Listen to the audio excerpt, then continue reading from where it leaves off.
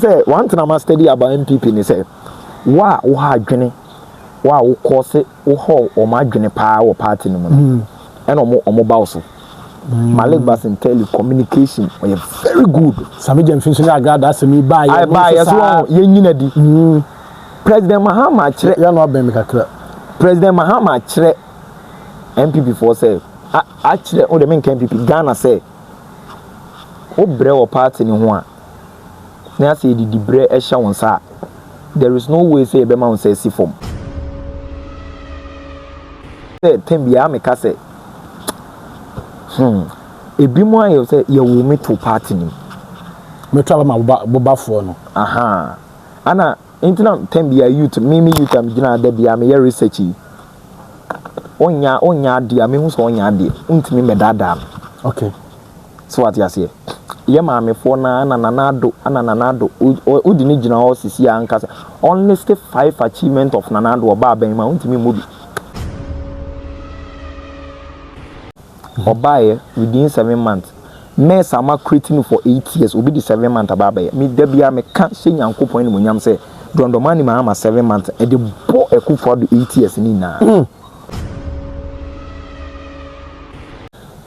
and so masan ehia the finest communication member ewo NDC mu Ashanti region Michael Opon Bano na nsama for frame kodjo na Michael Bano we sese ye hu ni bie na sehwe Bano sese na so nya ye hye no ono akraketo a wo ye law no ewo KNUS tinutimu se enye easy se wo blending radio communication ono no so ne style of communication no nye mahwebu kumu na mehwe internet so da bi obetena ha wodi ni ti ene na adwen wodi betena ha ene ye bewura nsema hoduo mu na mo ya na mo ha me na Bano ye be de anya no Bano ye be de anya no opese onya Bano a enye problem me de Bano number no tudwa e de amamu ne ene na gi permission wa be frɛ no na wa da na se wa be frɛ no no wa hye ni nkran the number no 0554 282933 0554 282933 na ne Michael Opon Bano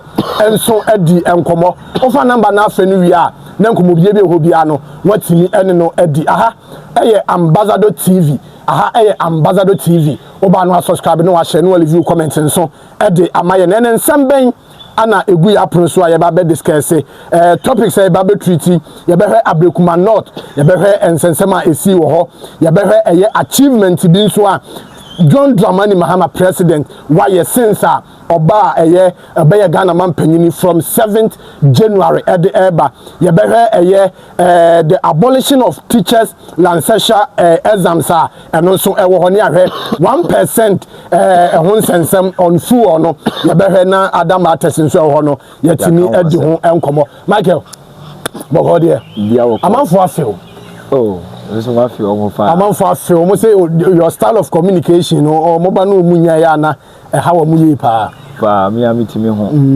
Na no me am comedian so I mean sa no mani na people have been calling me. If you say where from this communicator. Yeah. O comments the amount for say now why do you mudo? Na school ne communication because we are there now with me blending because what style of communication there it's like say we di baba o say what sua de na good trim we hwe bukum we are there na the fla law ni na yi nyame adom ana one thing is obeso ye bibia say what the hard work and determination and the count na it may you so what you say enye easy kra but it demands discipline and consistency na what me do sa level no ana nyame adom nyama ho odin nyemi tumi nyemi nyansa ni na ye adom anyankopon de ayede ade amame wow so me de no then we are good to go and me sama for be frɛ because me do number na tuja ya no mo ha me pa kojo na Michael Bano na mse de bi Bano de open social in crime dia me de o number no ama wo mo na Bano adan na the ND Samanyuku just 19 polling station ye kwaya run na mo de metwofo akogu ho we yen 7 NPP for kan mo de metwofo hawa kumsen mo bu no ne ade and even that crowd no mo so kire say ni akwatia they are going to prepare the baby shamu akwatia nyeme course even how commission class president and friend vice and friend and vice as oba na oyaye oba say na what office on friend was one kan ho asem kra yedi kan mechia etifo so omagebre de omafide na to ambassador TV yeah ablekuma no of nsem ne de mostly fana nyan sembu a wote kra areho okay what you say enye ye pe say entokwa beba ho so what you say me although me affiliated to the NDC political party but say me party ye bibi nya me bo me chi say enye okay example to say the journalist na like police ni bi born asoma yeah Yahuno President Mahama na appoint Yahuno the man be IGP okay na mesre Yahuno yewura Yahuno se onfa ne nansi form e police service ni onfa ne nansi form because adint journalist ne de ne say waba ho e ba be pick information yeah in case for omo like omentment drew ablekuma of one said be ya wuti am so be hu de ye of course will be na den na de nko no ye say police ni wotene wonsa e bonasum enye oye police ni no nkire sebi oye under the law no one is above the law yeah including the president krana oye the commander in chief of the Ghana Armed Forces under Article 57 onso shemrase ono of tomre sisi na emra betimi na yede edi intimate yewura Yahuno say onfa ne nansi form ho pa police service wono na ebimo etimi sebi timi de mrasha omonsem nyoma bia ensem fata because o called the Ghana Police Service Act section 305 say ubie wanu insult police service police ni kura na o kodem 3 years mra e wo ho a eda ho enti adentina ye civilian ye di momode ne so a sebi ye right and freedoms na ye wo ye wono momfa maye na mutimi ne mrasha monsem journalists which is not on a rightful way. Yeah. I feel so. You better how a comes in your sermon. Mammy, we want to realizing is that be a baby who could be an commotion. See what? How come you baby who could be a commotion. See what? Because you better maybe a term how a commotion so cause damages to some many people in this country. Okay.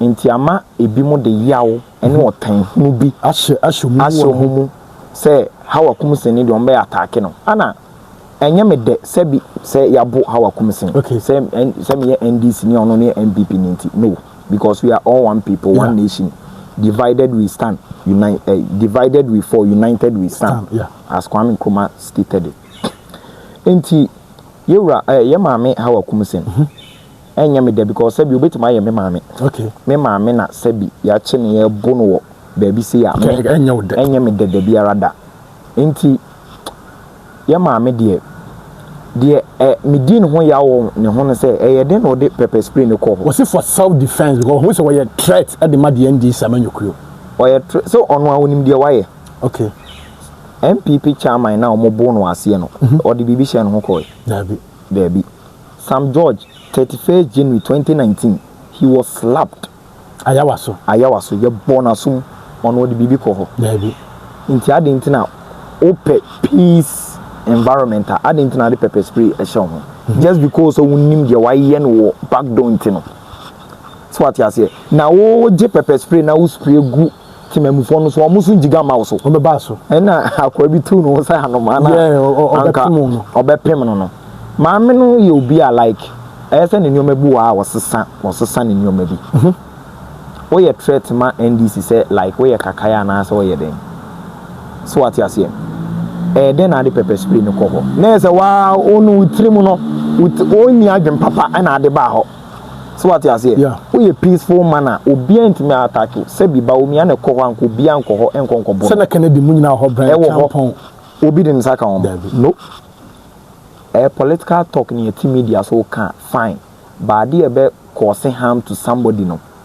yenye so what you say inti mate ono an call for kra mate say most of them kra ka say omo de omo mfa ho ya bo ha okumsi enye omasem unhu say maami bi atwi nanim a ogina wo kasa asem because of your attitude ene usuban bi a woda na nyema bi a woye ena ama omuni na ekam ka asem ko bia be ka bia mam aye say wuntumi ekotena ono an radio stage ko didi ye maame atem so ye bayfo no vice president it's an say maame ni peaceful ntino do you own number of women say solely against that yeah sen ko ye harmful and omu nipa o kasa rough ko bianso mfi no tie wiase de Marcus Garvey ne kasa assembly the greatest possession of every man is his character okay suban irrespective of so wuska so ye hiani so ye ho ne ho usuban de ene be determine baby a wo free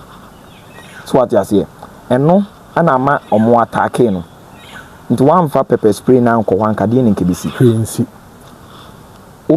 and apart from pepper spray no uni another way a bit ma protecting o pass o bit ma afa bodyguards bi on be bon ho ban te say the celebrity be bo show e wo ye fan say KUMASI campus a o security ba no on fa ti o nhia no say for security sake so what you say o be fa bodyguards on be bon ho ban nti I think say maame ha wakumsin no e wasn't quite in that way chance what the pepper spray be channel all the pepper spray show on the na say you are ready for everything you are ready for everything na so be so cause commotion e wo na say ana afin so me te say o ka say ye maame say your friend say Yura John Dramani Mahama any vice and friend e ya semo ana NPP for na ana mo refium ho Sam George ayawa so bi ye born asum 2019 the patron na John Dramani Mahama net so ana say Kufa na net so Kufa o te say President Kufa and Sam George was a member of parliament for Ningo Pram that particular time when you say or common civilian bill and I say you fan say party member be any born asum a member of parliament or representing a constituency or parliament you born asum be na President Kufa do you fan uti bi fan one to he enti o de wakoye wo nioma bi ni aboa and the open consultation from President Mahama onye dey President Mahama sisi a onye odey ye maame your friend say vice president Jenana was insulted by your regional chairman Wuntumi okay. So ye bayfo also your ba dey na aka fa you all kept quiet about it na ye mo de mo fa ho so what you say enti afi de wakọ woni akobo ama wonam tutu a enye se ye obi de wo wo suban ne wonne ye bi a wadan na di some years back ana ye dey bauso obi anu obedua ade aburu be hye fom na afifi kwaduda wo de aburu fo hye fom a obetwa aburu na abeka because dia wa ye no eno na edi wanim dia ya mpanyifo ka no you baby eda wanim sanity so what you say when twane na e di 30 years we be ka ansa na we free asase we so sa na Nyankopon ye is nature ntimi and challenging nature yeah enti ye me maame ha wakumsin je me gina yi na nem say NDC fu na nem say the CB o mo fanche onka fra although I yet etutu asem bibre prepare ni po no ane boys no e prepare ni pa bibre amen ne kura no baby e bi dida no e bi hwere o nkwa and NPP as a political party they know it yeah so what you say they know it enti ye maame ha wakumsin ensusu nka ne te se de like we President Mahama and friend no news be a NTB that because member of parliament for Ningo Pram e wa ya waso ye hwe na sum pa e mo bi ehun bi o te say President Akufo no Dr.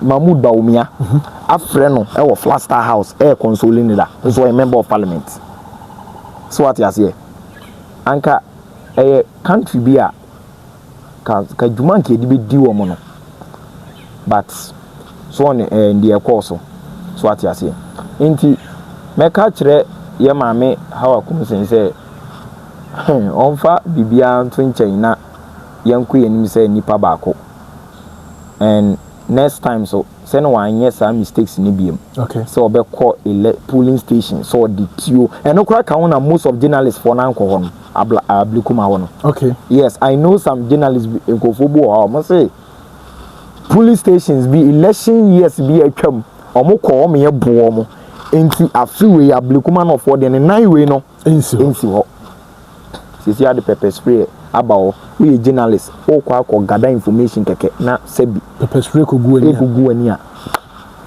so I sell life so what you say nti ye maame ha wa kumsin ne saa ne nioma ne de wonjai ana MPP for say akwatia won so mo de metro man almost say they are going there mo yes na you are calling for war yes sir they are calling for war. You see, Albert Einstein, he make a statement. Was it peace cannot be achieved easily, but it can be achieved through understanding. Okay. And it's a peace, beba. Yeah, NDC for bit matnase. As I told say, you're quiet, say MPP for any and go into agreement. Say, yes, you're buying cocoa, better peace na yejuma. Any yejuma. Into your best room, sir, I dear no more any dear, omunjai. Okay. Omunjai Ronaldo nso na kan past is past present any ginem and na the most precious gift anyankopon de mema nipa da sani bi ade eche won wadi afe enti se atwam ase no ma nye saade ni bi eye side ntokwa ne ntawantawa beba because you know that Ghana is regarded as one of the most peaceful country in the world. Yeah. Enti yempe na team account e wa kwatia ho enso omun fa bibia nto nche metwuma na emfa so bia ma ye kwa abato ne ye kwa akoto and in every game there is a winner, there is a loser. Yeah. So what you say to say ablekuma ye koto abai me kra na me see ye be father that because the way a John Dramani Mahama manage economy no enti Ghana for kra be so ato amaye yes so uvule say akwatia so sa be win akwatia oh hands down akwatia oh e be fa me ana me stebi am pese me kasa bebre na obi akoye kasa bia udwa wanum anaza o pese o kire say actions speak larger than words. Yeah. Nti scenario ni be hu chele idru ho a ana ibe hu because I heard some NPP people saying say oh ablekuma mona kra ebe fa so e ba yomunya 33,881 votes and ye maame a wini nya 34,090 votes. So what I say. Okay. Inti me assurance say akwati anso ye befa. But the minority call say Malik Basintale and Hannah Bisu position be okra wo bia no e was say aban no eje because the omo cause so that I said omo support violence e wo ablekuma ho nti Malik Basintale and Hannah Bisu on position no say government ni serious because think President Mahama eji from nsem na omo because they are not for peace. Tembia no ana MPP for no nti me like the nature say Malik Basintale and causes are damage no ho was it according to omo say Hannah Bisu abro omo bo how KUMASI no omo ye interview was so no na ya waso no a victim of sabro into no de ono no bibia ni pity another pity on say kasa na wo kan ya omu no de kasa wo okay because ayawa so there are some prominent NDC people who are bo omo ho okay ye bo aban no say aban no empe like aban no compensate omo manfie ebi ni example am here Sam George a member of parliament slapped a polling station sitting a government NPP government manya won hwe nti ye maame nso also a victim wutimi say enye nsem na na your voice na out wutimi say yaw e no de kan because ono so sa na e to no how KUMASI amagina TV say ebia ye maame say ni na ato no nti ye compensate no obi ayi nani and how to say how KUMASI a woman be or violence how KUMASI or violence be obeku bia commotion eba ho adint na de pepper spray show at the polling station and on the only way a bit secure on free young fans enemies. President Eba big map the whole Ghana why na any one which president Ukrumwa also president Okwa one will say pepper spray bishan he is guarded by the police service and some special bodyguards be and no here there adwuma so be born ban oh dear oh bar for peace so what you say enti oh betwitwitu ayese waba wa baby na be titititio dia na so o person cause commotion bi wo ho na wo hia ntokwa na so wo hia ntokwa so what you say kukukuku enya ya keka so nya den enyai enti omo nya de omo ye no because there are some NPP people who are aya wasonso mu di mu akotene pa na ntokwa na ikoso wo ho okay ye nya obi adi wo ho so what you say ye nya obi adi da bia mo sole a we o say one thing I study about NPP ni say wa wo ha adwene wa wo cause wo ho o ma adwene pa wo party no mo and omo ba so Malik Basintale communication are very good. Sammy Gyamfi so na agrada asemi ba ya. Ba ya so ye nyina di. President Mahama kire ya no abem kakra. President Mahama kire NPP for say a kire o de men NPP Ghana say o bre o party ni ho a na say di bre e hye won sa there is no way say e be ma won say si form. Okay. Obra betwa so aba. Sammy Gyamfi so many years he started doing communication at the age of 18 years. At the time I know what take environmental science. So many years in his life. Okay. Na kakra na abanya ba power. No ko use ka mo bia no nti enyina di. Na nka yo nua na wo fa ase bia nka wo mpe. Ana o say na ha blacks no. Bibi tu nua putu yourself in the person's shoes. No, the Sammy Gyamfi kwa na entiamra to say the na no me kan no. Ye was a 10 MPP for 10 bi o me raise issue bia no. Ye ka kire om say o mo nkire ba bi kro law kra ya breach ya no mo toto papa so. No mo toto papa so. Sammy Gyamfi who is ka mo bi e wa abonten no e bone. Enye bone. They know it for sure. There are some MPP politicians or mo kwa abonten chiska. Be enko ba bia. Esan say Sammy Gyamfi ni Malik Basintale ha adwene wo game ni muntine en your time hunu na om the time omokwa. So what you say? Where is your evidence that shows say Malik Basintale ni ene e kan say me ene me boys no ablikuma ho commotion ye be prepare uti bi one tv ti adenti na eso ko tena ba bi e ko ka say yenyi Malik Basintale edi yenyi na di no kwan yifa. Do you know how many years this boy has sacrificed for the NDC party? At the age of 21, and was set a record in our northern region.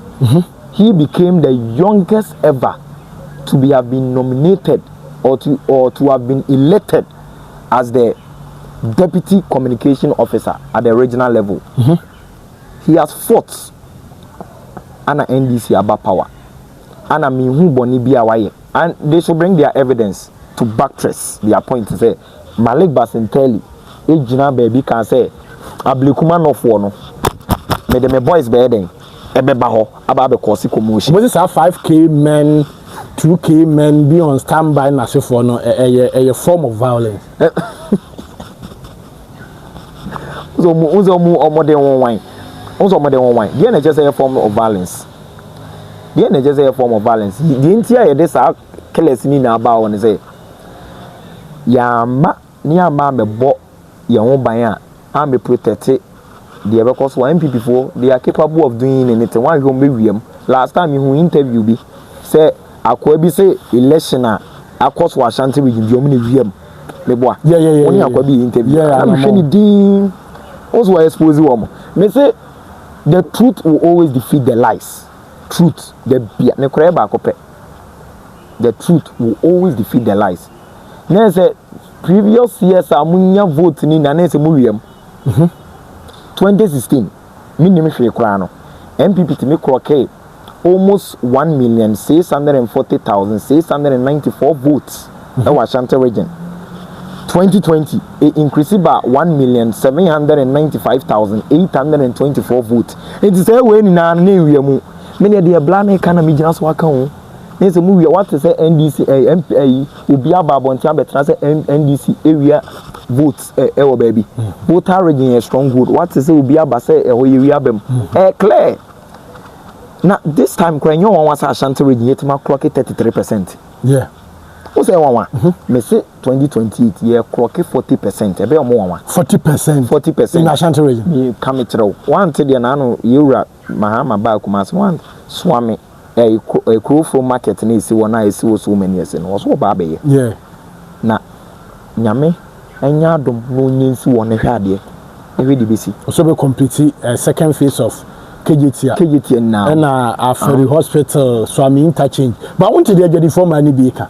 Matepa ABC on fan fish anymore. And ABC another crap is cannot hold that dial. Up is cannot was so what's a tembia me kase. A bimo you say you will meet to party. Me travel my boba for no. Aha. Ana internet tembia youth mimi youth am gina de bia me research. Onya dia me hu so onya dia. Untimi me dada. Okay. So what you say? Ye maame fo na nanado odi ni gina ho sisi anka only 5 achievement of nanado oba ben ma untimi mobi. Okay. Untimi mobi. Enzo koka, oh, I saw the video and people were actually insulting even President Mahama. Ibi the dia term na I kejetia eyini ni na Dubai market na onye ye I be say kofo. You can Google it. Yeah, 33.5 million US dollars in this is ade no. But omo de oh, entina me see youth ni yen sole no. But I know say some years to come things will change. Nyame mfa sa amana sa mpanyufo no fana free system na ka youth no system man ma be sesa. Okay. Yes. Let's talk about from do na be free. Be free na afei de oba na be toto papa so a you step aside. Na no President Kofo Anka. Or say monhwe election no between 2016, 2020, 2024. Ghanaians are wall awake. Yeah. Nyoma sesa. So what you say? Nyoma sesa. Ente se first na NDC and I say NPP ba no to papa so kra chinchina me NDC me NPP me to abama no o to papa so I be you free wo sisi a ye wura jonjomani ma buy na first 6 months ni o men koso dollar no te say the miracle car say nke buy e be do 25 na nka buy na do 29 aka come chiro nka KUMASI yes kaku besi the way NPP for me aye no ana ka jonjomani ma ba nso na nko no so eka nyoma boma kaban na nka KUMASI ka beka me ka kire o. Okay. Enti ye maame mo no ye de ye ntie de omo ka de e hye se ye be ye no e be mo man na develop no eni hia Prof Lumumba ka asembi or say at all times we must remember that our nations are like fragile and it's like an egg. It must be dealt with carefully. Into on mine can chrono in here. Okay. And yet you be can area said you be bu out yet be any effect. Yes, Christo Crana no in Yankopon Banobas as reason, nay half. When any penny now on tiny penny or yet then or yen century be brana like in the existence of human or in the understanding of human. And you're possible say bit messy by no yeah. But there were some people who are no more penasem. Into how much more you are an ordinary human being. Are you president? Are you president? Into what we are saying, when you say and you'll be a bit more satisfied. No. So what you say? Opa, your wife say will be see see mansion. I'm will be a ukrumwa. Will be better than mansion. Still now when enjoy. Because no matter how good you are to a goat, it will still eat your yam. Sene we good map punching bia no oba ile da hwa obedi oba be fa sa na bimutie nature sana like ebimutie ungrateful people are in the system. So what you say inti we ase there wo di bibi si wani say wo ya make sure say oh yeah ama ho because a lion does not roar to impress but to express. This is the true authentication of leadership.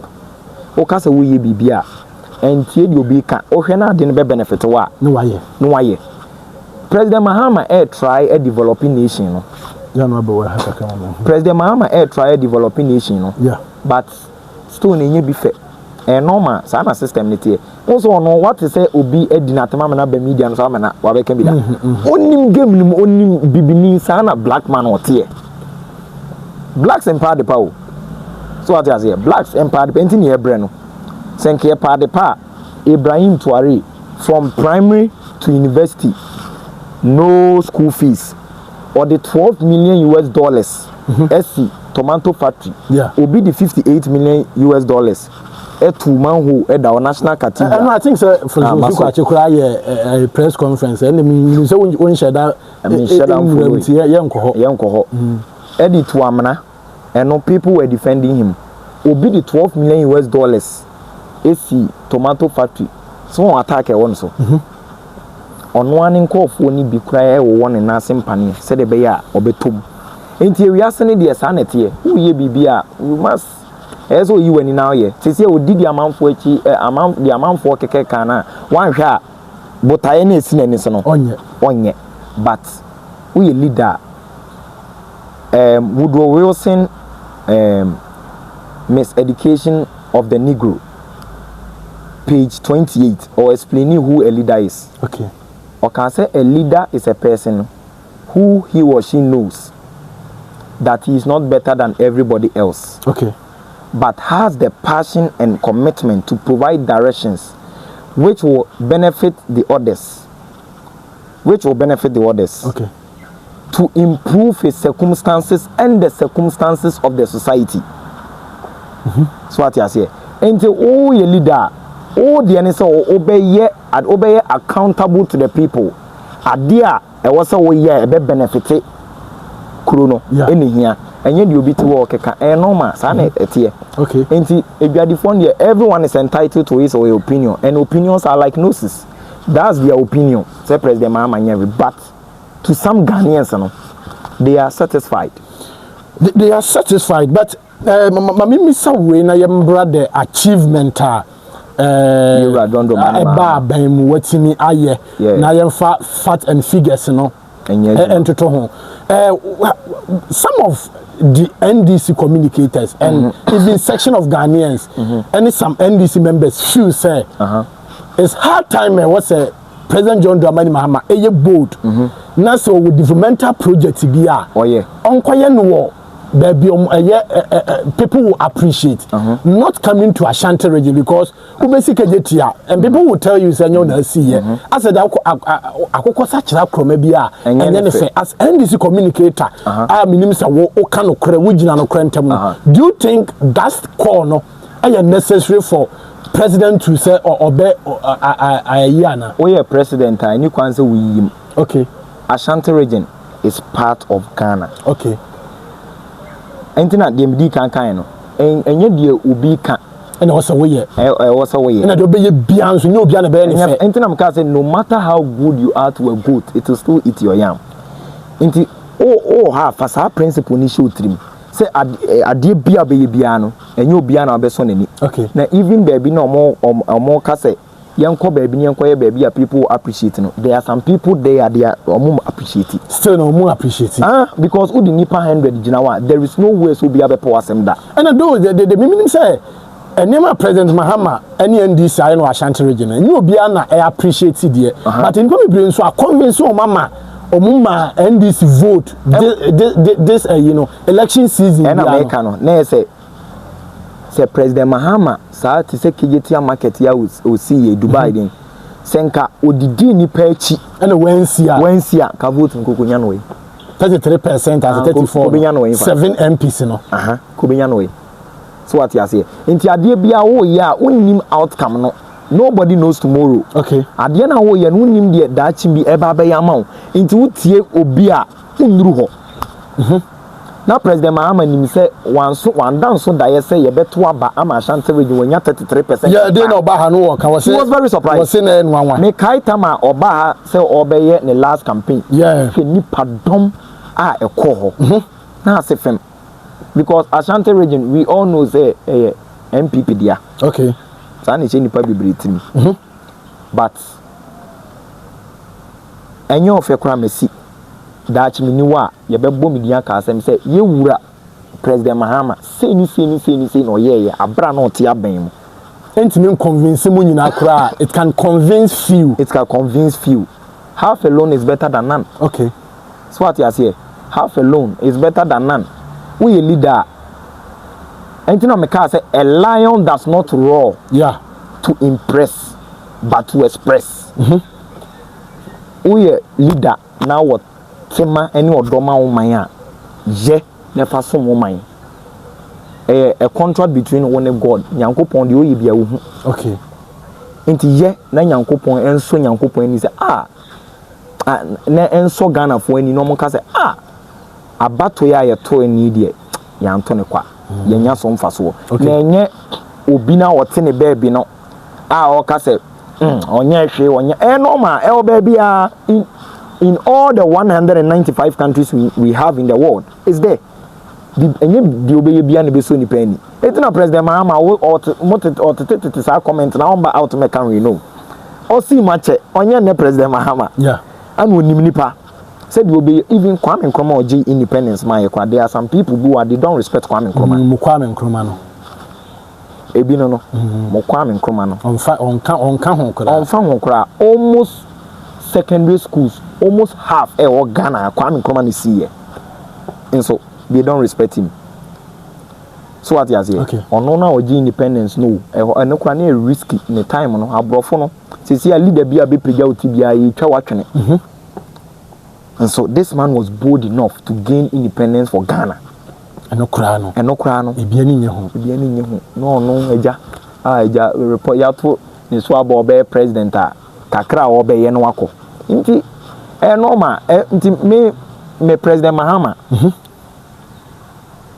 was so okoso eye de was so ye enye dio Ashanti region ni bi ti baabi ka eno de be an agenda o yes na ade papa bi ba wabrabo ma e be twen firim so ati ase e be twen afiri wabrabo m ko anye sa legacies na ye kekekeke kejetia market na nsisi President Mahama see 30 secondary schools in Ghana in 4 years in office aside the community day schools no? Yes so what you say NPP ye 3 but okoka NPP ni bi be koso support to NPP Asante ni be koso support NPP say no waya ade by President Mahama 13 now we see there and onye hwe normal inti President Mahama there make ka kire Ghana for ne say wa wo free say bia President Mahama ye bibia enso wani no me dem ka kire wo enye wo perception na say ade na eche utrim no ene e be sesa ne e wo se me ye okay so what you say say school na messi open your fair I don't care me ye for the development of my nation and the love I have for my nation okay ene onyankopon hata suri a obo me ba asase we so because the obeye no asase we so bia you are going to give account one day okay president bebu yebebu naten yebebu judge aten yebebu minister aten MP regional chairman me communicate yebebu maten me betra na me kantro me kanokre yebebu maten enti wo ya de bia aya ye ma ya adwen ko sa side no dan di nipa beka because black man na yi nipa bia udi na chawan ya heaven onko okay manka obi yemfa ne say for example yemfa say university ya obi afa girlfriend for example na me you yeah na wa hwe no nursing school for 4 years no wa wie ni provision fee hostel fee the obey in accommodation ni just bibia aye okawo so what you say obey ni na ma no so wan hwe a baby a okote ogina baby na oka won asema obukura obekana peto sa na black man tie into nim sa principle we are benyina che into President Mahama won't mean Ashanti region free because in all 16 regions no any make it Ghana okay so at as okoka Ashanti region o baby Ashanti region wa hemfa ye be ka se wo Ghana ye nka se wo Togo ye nka se wo Benin and ye nka se wo Cote d'Ivoire national cake no national cake president say wo cham obi anya bia say nipa bi appreciate you so mo appreciate you president will do it so yeah wow so what you say I don't know my yes me fan say 7 months NDC aba mu ebi mbo so mu hu hwe obisa yan domo any others mo a obo se chese ise kwa do mani mu ya ye den no but me amiti hey minim laptop a me koto no me to no 2024 I think June July no nipa no no ni minti mpo no o de ma me 5000 that same laptop no me offer asi pe bi ade ade ni koto bi ma na oni mini nyina no o sa de ma me 3000 so it means 2000 ababa ye bonus minim zito ka bi o so okoto ya na kan say o mo si na bibi na say na ye say 3500 e benya ni 2000 ma frɛ agent a oyi ne ma wo port I was say vet bi a we no say 5000 you say wonya na 3000 na say nyame mu atete ba still na amanfo say omo hohwe as NDC communicator I'm not coming to do your work for you do me ya Ghana ni 7 months ni mabbo bi so then ma ban ba bia me so me ya Ghana ni ma adwen kura ko so on say to say you John Dramani Mahama ba ben ni opposition ye ka say ye the manifesto be ba ampa ye the buy let's say the buy your friend resetting Ghana and maybe because ye resetting ni ya upgrade say na NPP for there upgrade ana ye the nyoma tutu akwam say ye ba 24-hour economy ye be implement it taxes be what say e-levy betting tax ye be scrap it ye can nyoma be brave ye see the system ministers be ye adwuma I think I'm saying crowd no complete. In 57, and our appointed deputies Tere be account. I know say or then your man win go akwen ma Ghana for na Ghana for the say yo. Say sana wo kan dia. Ni beto aba ma. Na wasa ye den ababiem. Na oba ye no so no sebi wa ma Ghana for nsensi form. President Ibayi, 7 months in Oma Ghana for say obi ehun say there are changes in John Dramani Mahama. Although 4 years no. I would can oye new maybe by this time no extraordinary. Ebini President Mahama bae and or say or the 60 ministers ebeye adwuma.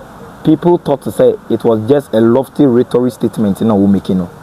Because there are some Ghanaians that they believe that politicians are liars. Make I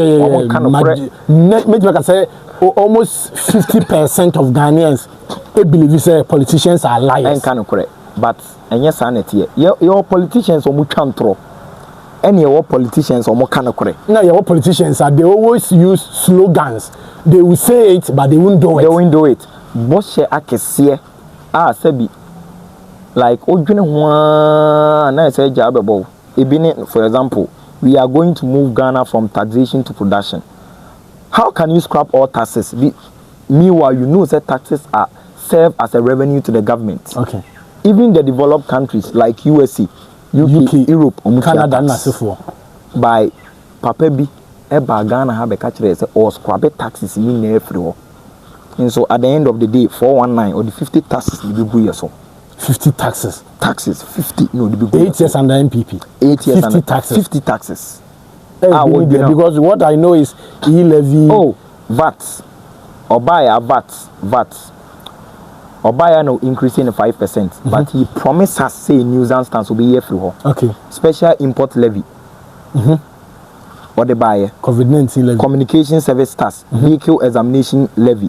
Communication service tax. Network charge, ECOWAS levy, processing fee, vehicle examination fee, Ghana export import levy. Wow. Over 50 taxes now when the better year so. When you say time now ko import a car. Yamfan say Mr. Isaac Mensane ne yire Roda ene tia buchi no mode omo de car bi ebe mo omo maame ye chan. Okay. E wo Ghana ha car ni be drew over 22 taxes na that car no so. Into what taxes we are one taxes and that's on one have a cana to walk. So what you say? Because so all the taxes we need now bet you so now sebi one new developmental project biana. Now yes a way there. Oh higher. Okay. What do you beba? President Mahama say or the 60 ministers be adwuma and wa for fail it. And young throw because a coup for the buy or the 124 ministers in a year adwuma. There's a 64 every so 64 ne mumi en sakura eye ni nua ne bo mudin ebini Kenu Foriata Minister for Finance, Minister for Works and Housing Samuel Atachia, Minister for Roads and Highways Kwesi Amoakwanta ne na union, but he promised us in opposition say nepotism ade a wonye bi da say odin obe appointing nua bi wa ban mu But maybe that who said are competent enough to help the government. But say President Mahama, Sisi and the current special aid, you know, I a friend, Joyce Mutari Bawa, and no a deputy minister for transport on 16 January 2016 at a national delegate conference at KUMASI, Ekufuado. They all spoke against that. Say President Mahama, one member, or a deputy, Obaye, Wabusian phone Kwane, minimum 35 times in Boni now, me born my bow position. Baumia also buy almost 7. Baumia, number 1, Ahmed Ramadan, Naso Kono 4, Samira Baumia Papa no. No a former national chairman, Emma People National Convention. Okay. Or no, Amrado for United Arab Emirates. Baumia niya penye deneto Baumia Papa Mumuni Baumia. Ye technical advisor to the Minister of Interior. Sa technical advisor to the Minister of Interior a position a free year Papa Kwame Nkrumah pens be see ye John Dramani Mahama pens name me ho Baumia critimaninia. Omopa ono one critimaninia. And so now unemployment rate, according to the Ghana Annual Household Income and Expenditure Survey, Q3 Labor Bulletin of the 2023 Labor Statistics Report, unemployment rate as in 2023 grew 14.7%. But on the new be any unemployed, baby age mama now the old bread. Baumia in near Bako, a friend. There be and only a Samirania, your friend Abudu Ramadan. Yeah, Nadmo, Deputy Director, Nadmo. Baumia Niaba, Honorable Lariba Zorewa Abudu. In 2018, ye and Deputy CEO for Northern Authorities. Samira Niaketwa last but one, your friend Fauzi Ramadan. When we are no, ye and special assistance to Samira Baumia. So what you say? Enti Sanyoma weni na ya dia na e ha ban no. Es gracia ne Sanyoma ni na no like a more mine boka. Okay. Enti President Mahama ye na adwen say obe spend wisely. Okay. Ti said there be a worker no. Because oye leader no one spend wisely a. O mine boka nyoma bebre wo ha. Man nyoma ye basa e ma in a way. Enti wonu atena ase na o se there be I say 60 ministers here juma. Na 60 ministers na me me juma obi anyusu first class. On can say 7. Yeah. And here juma. I think the fuel allowance so kra. O dey say be ba ho. Okay. Fair or say obi anyusu first class. This is the first time in the history of Ghana ben bia ba waka kire na point is ministers say obi anyusu first class. Because say NPP first and minister be sole ya na okọ. Or solely and all communing in the first 12 months of President Ekufuado in office, or you saw 34 million, equivalent to 340 billion old cities at the charter flights, which were bathing in the air. Now, a bomb mine car. The President Mahama Tanasian was this year who took Kwaya, Oba be give you accounts. Yeah. Near so 51 was solid. Ebia Mr. Ambassador, Minister for Interior was solid. Now, Abra assignment is all year. Baby, job assignment war Ekoshe baby. And I'm a boy. Adjuasafo, Minister for Gender and Children Wine Protection. Ono dey no ye. Yeah. There be no otiabuchiri.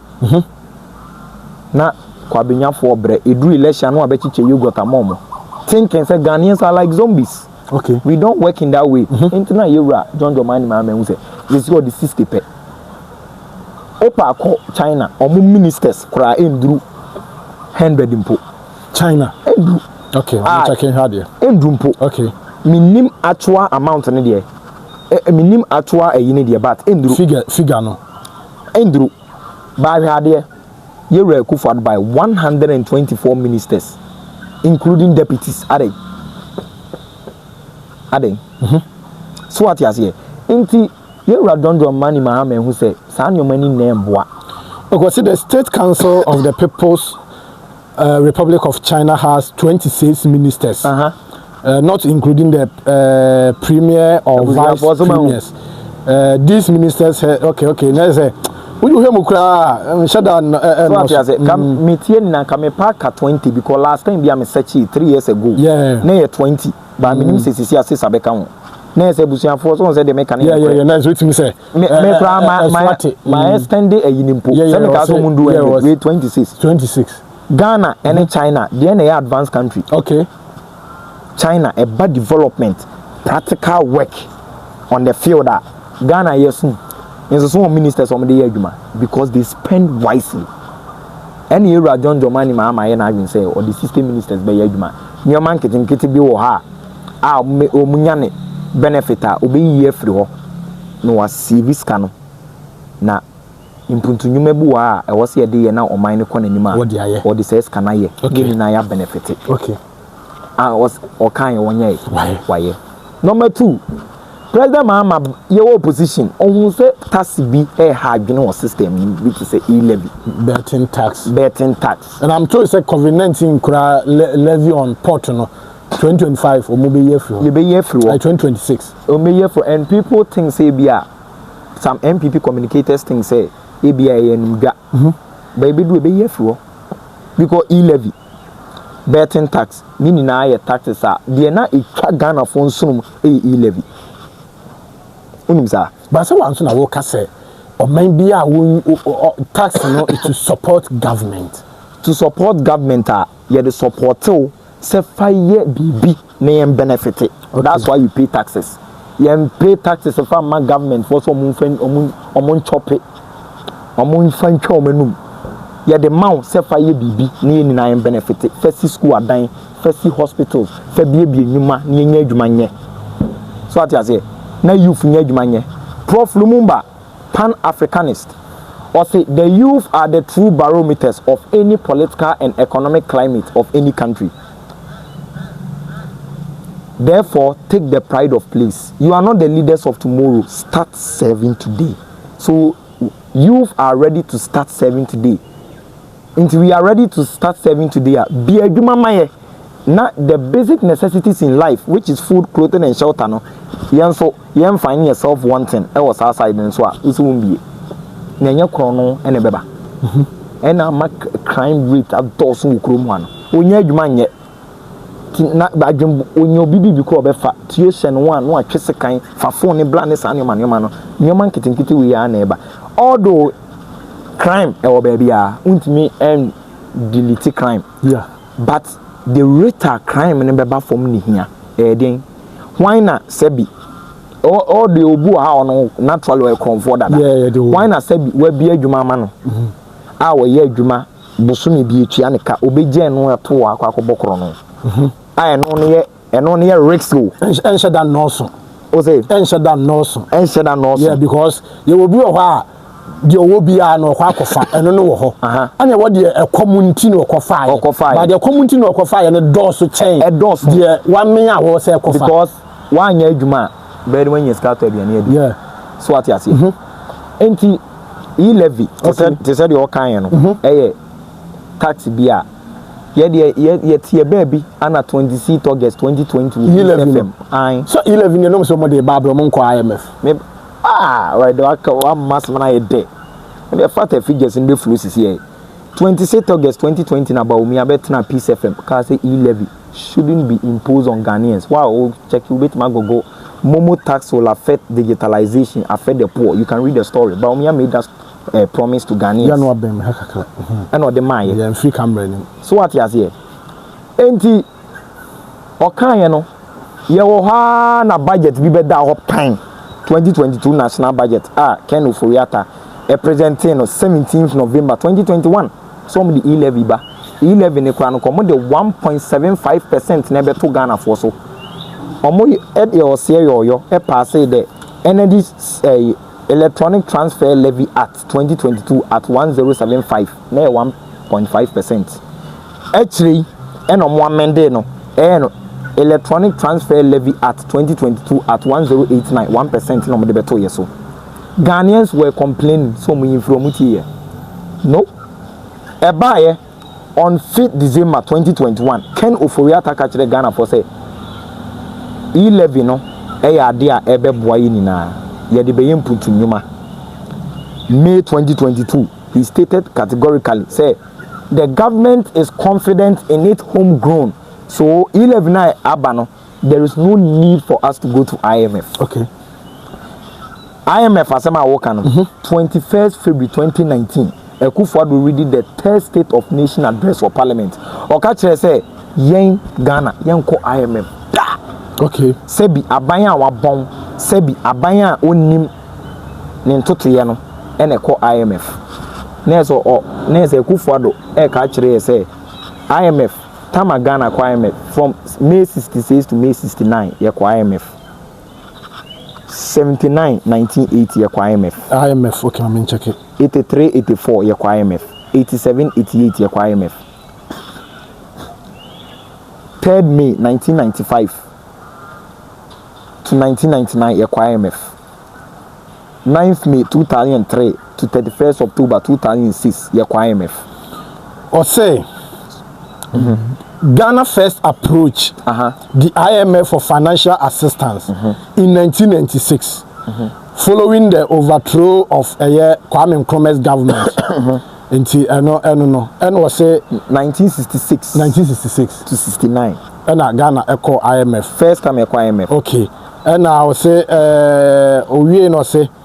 I think IMF on multiple occasions since then, including 1979 and again in 2022. To Obahana wachichemu ha 1996 to 1966 to 1969. Yeah, kwa IMF. 1979. And also Ghana kwa IMF. And I think in July 2022, the Ghanaian government announced its decision to engage with the IMF to support its economic program. This led to a $3 billion bailout approved in May 2023. So what you say? Yeah. Me boy yes na me bodu say ana until 2015 ana President Mahama kwa IMF kwa $980 million. Ekufuado ka kire say sebia ban a wabon a onim ne left and right and IMF. But mo de IMF omonka you can Google it 21st February 2019. Kufuado reading the State of Nation address. Sano ka kire Ghana for say IMF omonko. Kufi am tuata. July 2022 ana government for making decisions on more IMF. They say what that die? You one also me IMF. July 2022. Yeah IMF. Now even after that on 17th May 2023 IMF beam kwa $3 billion. 17th May 2023 Ghana went to IMF for $3 billion to revive our economy, but still our economy was down. For say 3 billion. Yeah, 3 billion. On Wednesday, 17th May 2023, we went to IMF. Check it. We went to IMF for $3 billion to revive our economy. 17th May 2023. Okay, International Monetary Fund, IMF Executive Board approved $3 billion extended credit facility 17th May 2023. Ebusiafo ene da ho no se me tambia me ba ha enye ntro ena metwa me the fact and figures na ye adwuma. Yeah. Omde my at the end of the day. Okay. O mine edruyin fa. Say ska we 3 billion mo yende. But musi E11 mu di E11 ba. Ni yenko IMF. Yenko IMF. What that in the first place. And on danchen home. Number 2, E11. They told us that they are going to use it to employ over 11 million people in this country. Yeah. Satam as in 2022, according to the Ghana Annual Household Income and Expenditure Survey, Q4 of the 2022 Labor Statistics Report, now unemployment rate do 13.4% as in Ghana. E-levy proceeds will create jobs for over 11 million people. Ken Ofuriata make this statement to 5th December 2021. So what you say? What's here be improve 11 million people. So time no go check the 2021 population housing and census. Total number of unemployed youth na edu 32.8%. And so say be improve 11 million people. E-levy by 2022, as in 2023, it do 14.7%. So what I say, it do 14.7%, increasing from 1.3 million people as in 2022 to 2,060,000 people as in 2023. There's a boy. There's a E-levy no, because E-levy, according to the Ghana Revenue Authority, Sikanko and NPP for your film, near 3,687,243,444 Ghana cedis in Omunia free E-levy. Says Cano, intimate be maybe Emma or Fasibi or Nanebi or baby in your money. Chance say, Okwako Bokrono. Inti President Mahama ni NDC Tanasim will say, Anna, sa tax winner taxes serving as a revenue to the government. No? Yeah. These people are not following that principle. Inti E-levy no, ye who son faso, ye ba, ye become Nyanko Ponya Doma President Mahama by Unchem. A trim floor. Where ye floor, ye won't say bullshit.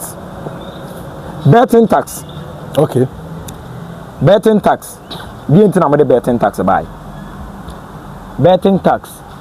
Obi Sebi. Enyem enye awophobia de send back akucha bets. Because in our society, no bet in so we are by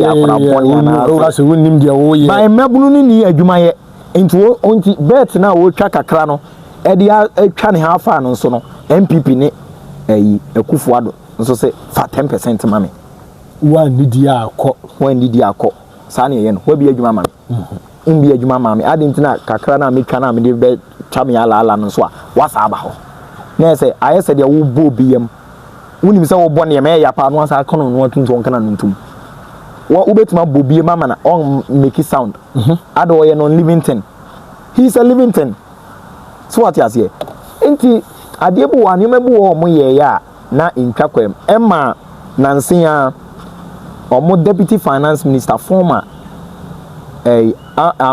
Mohammed Ahmed finance minister. Yes, former finance minister. He was lying to the media. Say they never implemented betting tax. Yeah. Join news. They said yes, 2023 na Ghana for near form. Betting tax. Yohana Mosemo be announced in May 2023. 8 August 2023, Ghana Revenue Authority implemented it on Ghanaians. 15th August, and it take place. And your friend of the Income Tax Amendment Act 2023 at 1075. Number 2 Ghana for so.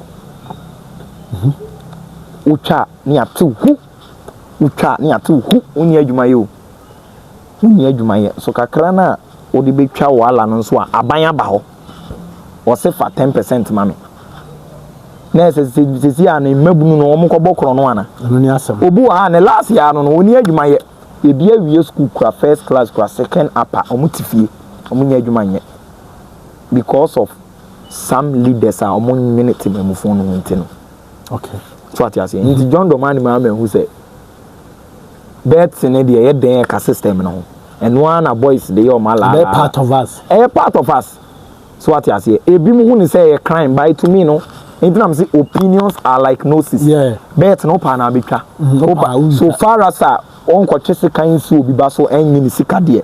Enko bu obi kum anaso onko mete kan. There is no law in Ghana that speak against betting tax. When the NTI go for the betting tax by against betting.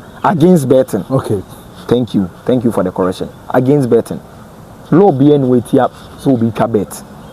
By law the etia say okwako wo be se kan yakuno meda and we first degree felony in criminal law. Okay, so what you say?